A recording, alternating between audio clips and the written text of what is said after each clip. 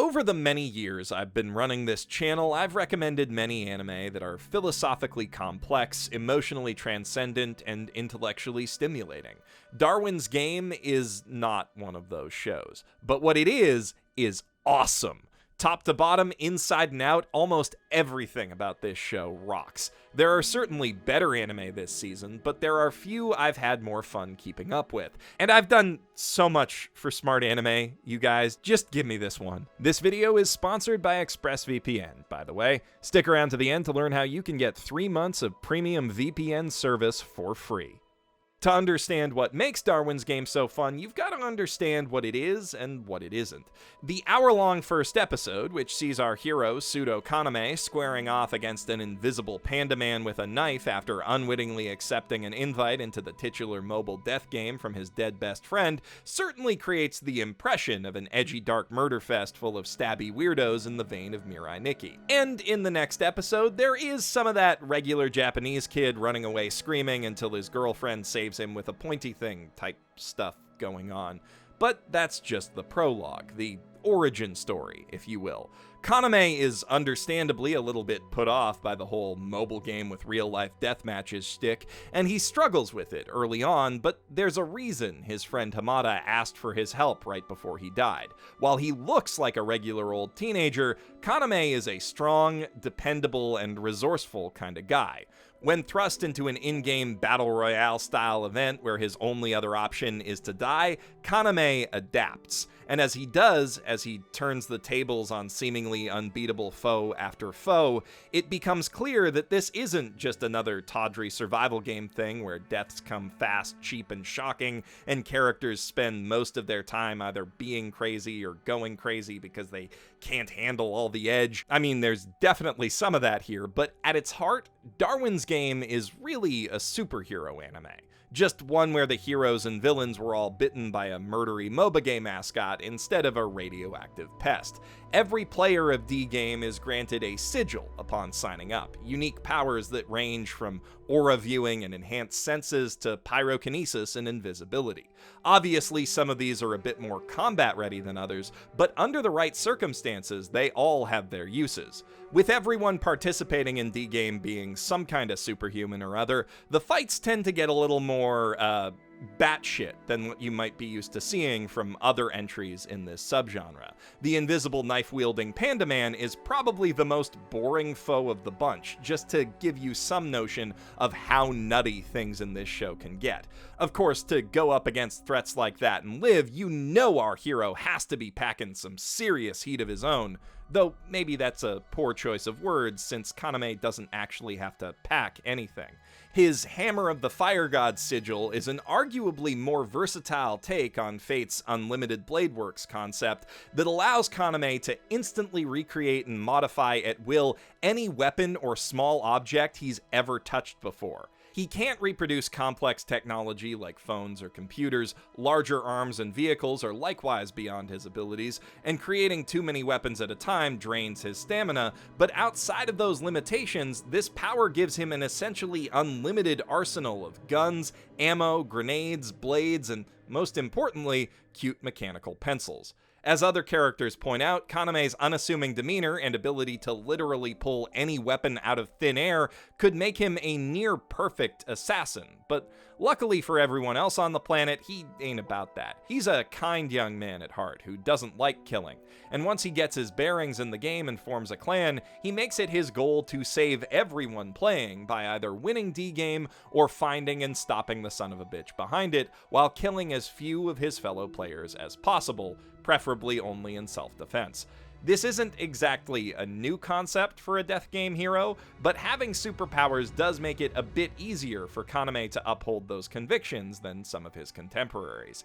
Despite the high stakes and dark tone that come part and parcel with its premise, Darwin's Game has a real Saturday morning cartoon vibe about it. Its heroes all have archetypal over-the-top personalities, its villains chew the ever-loving shit out of the scenery, and its fights, while often brutal, are always big, bombastic, and conceptually ridiculous. I've lost count of how many times this show has made me smile simply by doing something stupid cool. And while that doesn't exactly make it high art or whatever, the giddy 14-year-old boy in my brain doesn't exactly care.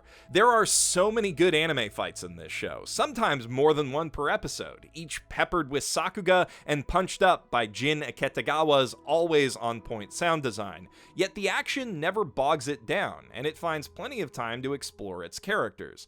Darwin's game is really good at creating interesting heroes with cool power sets that have a wide variety of potential applications, strong personalities that complement those powers, and striking designs. Take Shuka, Kaname's love interest and first teammate. Her entire look is designed to evoke a rose, with her frilly red dress being the flower, and the murder spike chains she controls with her mind being the thorns. Of course, that symbolic duality is reflected in her character. She's a gentle, nurturing, and kindly person at heart, but a difficult life has taught her not to trust easily, and she won't hesitate to kill anyone she sees as a potential threat, lest they hurt her or her loved ones first. And you do not want to be on her bad side. Her ability to telekinetically control chains and wires allows her to swing down streets at high speeds like a spikier Spider-Man, while in close combat she uses them as legs to raise herself up off the ground and bear down on opponents from all sides in a manner not unlike Doc Ock. And like Spidey and Ock, it's just stupid fun to watch her fight all the time. The animators at Studio Nexus clearly had a blast playing around with all the snaking chains and ruffles on her dress that fly every which way as she moves in for the kill, and the 3D camera they often use to frame her movement really accentuates the speed and dynamism of her fighting style. And if you think Shuka moves fast on her own, just wait till you see her with Kaname.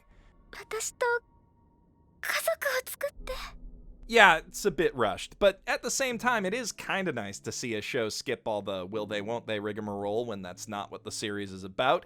And while Shuka could stand to be less of a doormat around Kaname, and it is painfully obvious that the primary goal here is audience insert wish fulfillment, she is still a really fun character, and their romance is believable enough, in that they have good reasons to like each other. Shuka recognizes Kaname's strength before he even sees it in himself, which really pushes him to live up to his potential, and it seems like seeing that strength in someone who doesn't want to kill does a great deal to pull her back from a really dark place. It's not exactly the strongest romantic subplot, but it basically works, and when you're competing with Mirai Nikki, that is more than enough. The other members of their clan, the Sunset Ravens, are equally fun and conceptually interesting. Rain, the brains of the operation, is a geeky young shut-in whose sigil, Laplace, lets her track and calculate the movements of everything around her at once, effectively letting her see into the future. She mostly uses this ability, along with her genius intelligence, to act as an information broker within D-Game, but it also allows her to dodge bullets, and it makes her something of a crack shot with a sniper rifle. So while she doesn't like to fight, it is a lot of fun to watch her do it. Rain adds a much-needed, calming, steady voice to the show's high-octane cacophony, and does the bulk of the intellectual grunt work for the clan. Given all that and the way she looks, you might expect her to be a cold, awkward, and distant typical kudere, but while she is soft-spoken, Rain is also the most sensitive and emotionally intelligent member of the core cast. In between solving practical problems, she actually has some sage advice to offer that helps other players keep the game in perspective with the rest of their lives. Rain has the coolest superpowers, so she probably would have been my favorite character regardless of her personality, but it's nice that she's also one of the most likable, well-rounded members of the cast. And doubly nice to see that someone at Funimation totally gets it. Next up, we've got Sui, a timid child in a cute little cat ear hoodie thing whose sigil makes her a friggin' waterbender, and who could totally murder people with their own blood if she weren't a total cinnamon roll. I wouldn't say that she doesn't have a violent bone in her body, but all of the ones that she does have are currently being used by her more aggressive and also dead twin brother Sota, whose soul is trapped inside her body.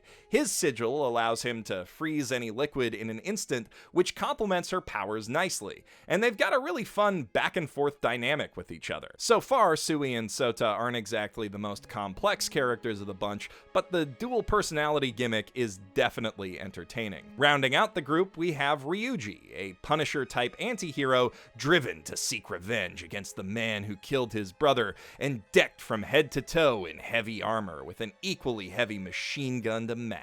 Ryuji has clearly seen some shit. It's obvious the game has burned through a lot of his compassion and goodwill, but there's still a spark left in there that's reignited by his encounters with Kaname, and he eventually becomes the entire clan's warm big brother. Ryuji's sigil allows him to tell at a glance if someone is lying or telling the truth, which doesn't seem all that useful until you consider that Darwin's game is as much a social game as it is a survival challenge.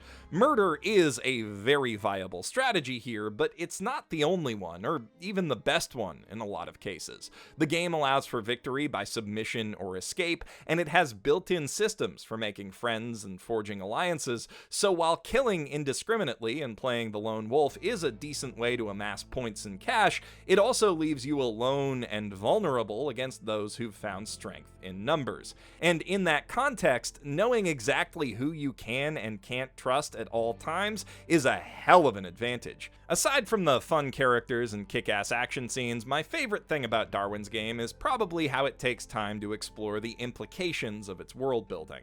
There's some interesting fake design here, with a fairly fleshed out in-game economy and objective-based events that take cues not just from your typical battle royale inspirations, but also from ARGs, or alternate reality games, which is a side of game design that fiction in general doesn't nearly do enough to explore.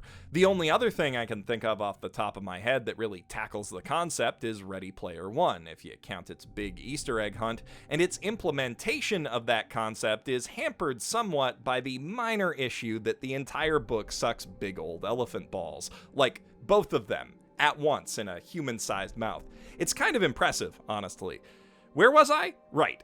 Darwin's game has a lot of little details that flesh out its world. Some of those are there in support of its non-violent-ish themes. It makes an effort to establish individual personalities for even its minor villains, to remind us that they all have lives and loved ones outside the game, and that most of the deaths we're seeing are tragedies to some extent.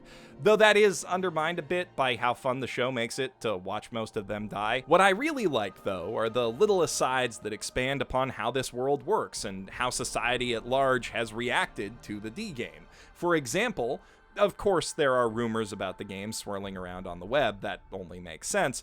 But it further makes sense that in our increasingly connected world, those rumors would filter down to elementary schools, where kids on the playground whisper to each other about a special app that grants wishes. That's a really fucked up thing that would totally happen if this story were real. Does it add anything to the plot? Not really, but it's admirable to see the series writer, who's, fun fact, the same guy who wrote the manga, so that's cool, fight so hard in the losing battle to make this show that inherently doesn't make all that much sense, make sense. It's fun, and it makes me happy to watch it. Much as I love Darwin's game, I wouldn't go into it seeking much more than that. It isn't completely devoid of depth, but it undeniably falls on the dumber side of the spectrum, and when it does try to explore its underlying themes, it's a little obvious about it, to put it nicely. Its villains, while fun, are mostly paper thin, and giving them friends and family doesn't really help with that. And while it generally avoids the grosser side of the whole being an anime thing, it does lewd the lolly once, and that sucks. But very little of that holds the series back from being an absolute blast, and the stuff that does hold it back is infrequent enough to ignore. We're not exactly being deprived of dumb, fun superhero action this season, but if you, like me, can't get enough of that nonsense, a little bit of death game spice does make Darwin's game a very appealing second helping. This video was brought to you by ExpressVPN. ExpressVPN obscures your identity and location as you browse the web by diverting your connection through one of their high-speed servers in 94 different countries, allowing you to stay truly anonymous and evade ISPs, ad companies, hackers, and websites trying to track your usage all at once. ExpressVPN also protects your data with best-in-class encryption to keep your bank info, passwords, and search history safe from prying eyes. I use ExpressVPN on a regular basis to access region-locked content at home and to get around pesky network restrictions while I'm out and about. Sometimes you just gotta check your YouTube stats on airplane Wi-Fi, you know? And other times you gotta pretend like you live in Australia to watch important, highly cultural art like interspecies reviewers. The reason I use ExpressVPN in particular is that they're truly the best in the business. Their apps are easy to use and work across basically every device you can think of. If you're having trouble with any aspect of their service, they offer 24/7 customer support to answer your questions in seconds, and on the subject of speedy responses, their servers are consistently faster than any other VPN provider. See what makes them so good for yourself and find out how you can get 3 months of ExpressVPN for free by clicking the link in the doobly-doo or heading to expressvpn.com/basement. I'm Geoff Thew, professional shitbag, signing out from my mother's basement. See, normally if you go one-on-one with another wrestler, you got a 50-50 chance of winning. But I'm a genetic freak, and I'm not normal. So you got a 25% at best at beating me. And then you add Kurt Angle to the mix, your chances of winning drastically go down.